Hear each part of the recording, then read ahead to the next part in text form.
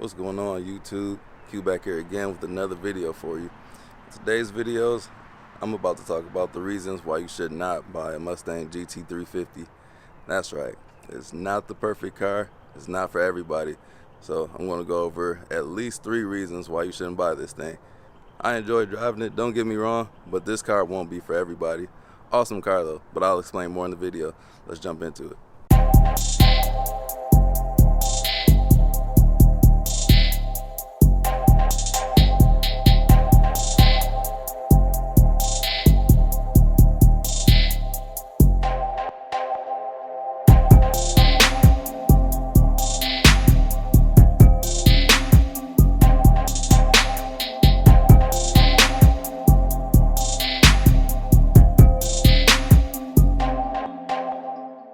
So if you love torque or into drag racing, this is not the Mustang for you.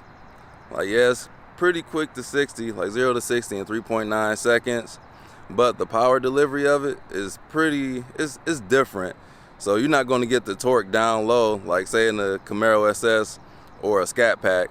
So all the power comes up top. So if you're sitting at a stoplight, you'll have to be using launch control or just have it sitting at 4,500 RPM.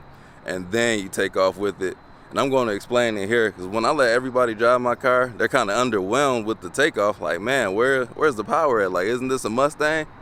And it is quick, but it's not that torquey. It has more torque than the Mustang GT, but the Mustang GT uses that torque differently. And then if you get the automatic, then you'll get dusted by Mustang GTs and Camaro SSs, possibly Scat Packs too. So just putting that out there.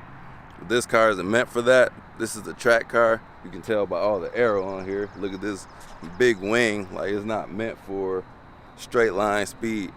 And I get approached by a lot of people trying to race me. Sometimes I'll give into it, but most of the times I won't. Like, if it's a Hellcat, you gotta know what you're going up against. You gotta pick your battles too. So I'm not racing Hellcats and most other things either. All right, from a standstill, first gear.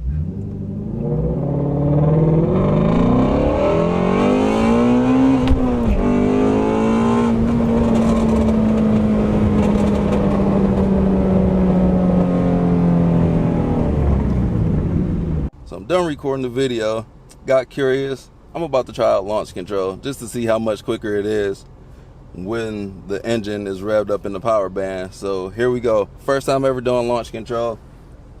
I'm just gonna put it in sport mode. My tires are wet, not gonna turn the traction off. Slap this launch control button here. Let me see. So what I think is supposed to happen, I probably set it already, but it's set to like 45 or 4,700 RPM. I lied to you. So let me go figure that out real quick. Maybe it's when I depress the clutch. Okay, so the clutch has to be in or it'll rev all the way up into infinity and beyond. So launch control, from what I'm told, just dump the clutch and take off. So let me get on this road right here. Make sure there's no cars coming behind me. And there's not. All right, here we go.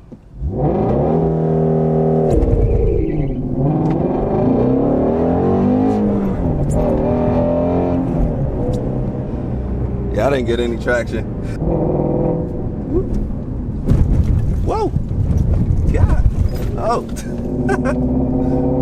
Major fell on that launch control. But drop me a comment down below if you want to see a dedicated video to the launch control or just me doing a bunch of launch controls in the video. Epic fail. My tires are wet. Also, just tear up that like button for me. Just tear it on up. Just there it go. Just do that for me. So as you can see, the acceleration is kind of on the dead side till you get to 4,000 RPM, 4,500 to be more specific, and that's when it really wakes up. But everything below is kind of underwhelming. So the second reason you shouldn't buy a Mustang GT350 is because of all the engine problems that it has. That's right, this car, the engine is pretty fragile on here. Like, I hear a lot of stories about engines catching on fire, oil consumption, just burning a ton of oil. And Ford also has a TSB on the 2020 Mustang GT350s. So somehow, for 2019, they revamped the engine and supposedly worked out all the bugs in it.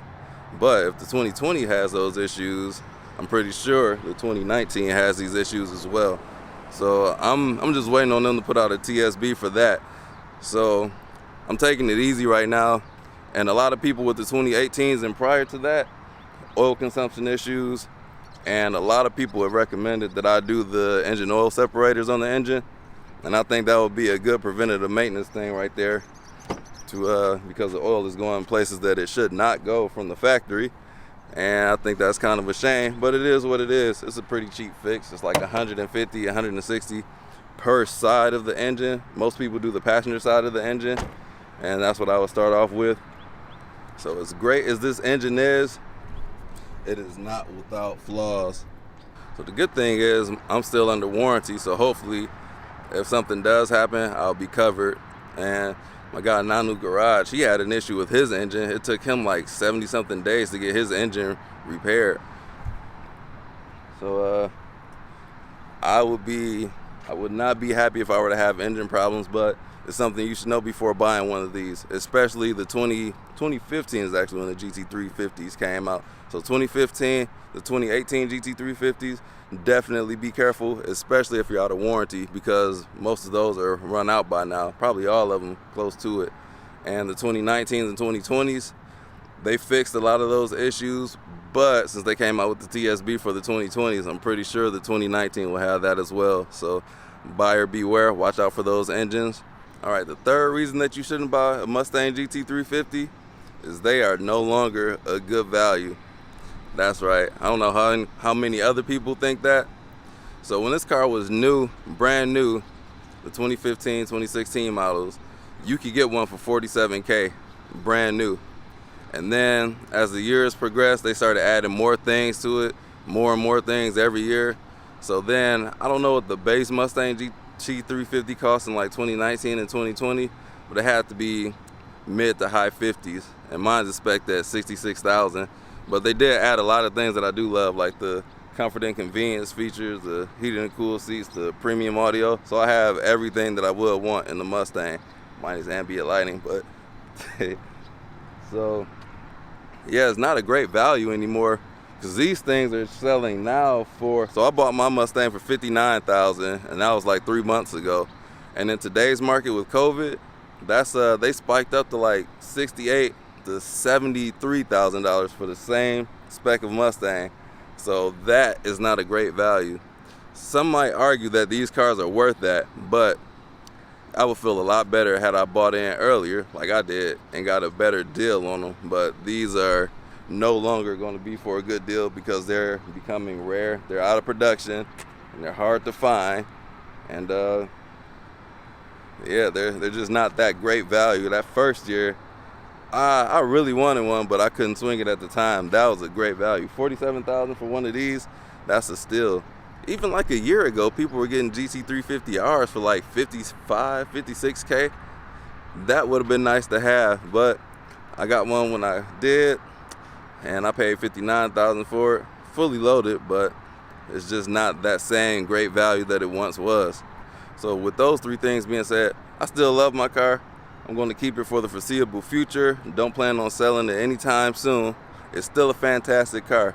But if you're seriously considering one, listen to what I said. Like this, just laying that out there. Still love the car. Amazing car still. Even at these high prices, it is still, like, it was a bargain. Well, it was a bargain for when it was brand new. But now, it's getting up there in price. But they're hard to find. Supply and demand. You got to pay the coin to play. With the torque, everybody that drives this, they kind of look disappointed when they floor it. I'm like, dude, you got to rev it out, man. This car is different. It revs all the way out to 8250, so you can't, it's not a 0 to 60 car. You're not going to get the same experience. It gets louder. It screams the higher you get up in the RPM. So if you're watching this video, you most likely know that. But a lot of people that I've let drive the car, they don't know that, because they think it's just another Mustang, and it's not. This is a completely different animal from Ford. This is the only car they put this engine in, 5.2 liter V8 flat plane crank. Same displacement as the GT500, but that's just the bored out Coyote engine, the 5.0 bored out the 5.2. with the supercharger and other things. Two different animals. The engine problems, fingers crossed that doesn't happen to me, but I'm still under warranty, so I'm okay regardless. And the value, I still think I paid an okay price. I paid less than sticker, and now people are paying more for these used than what they were new. So I consider myself lucky to get one when I did. Let me know what you guys think in the comments down below. Do you have any other reasons why you shouldn't buy a Mustang GT350? Do you have problems with yours? Let me know down in the comments below. And with that being said, don't forget to like, comment, subscribe, hit the bell, and I'll check you all out on the next video. Peace out.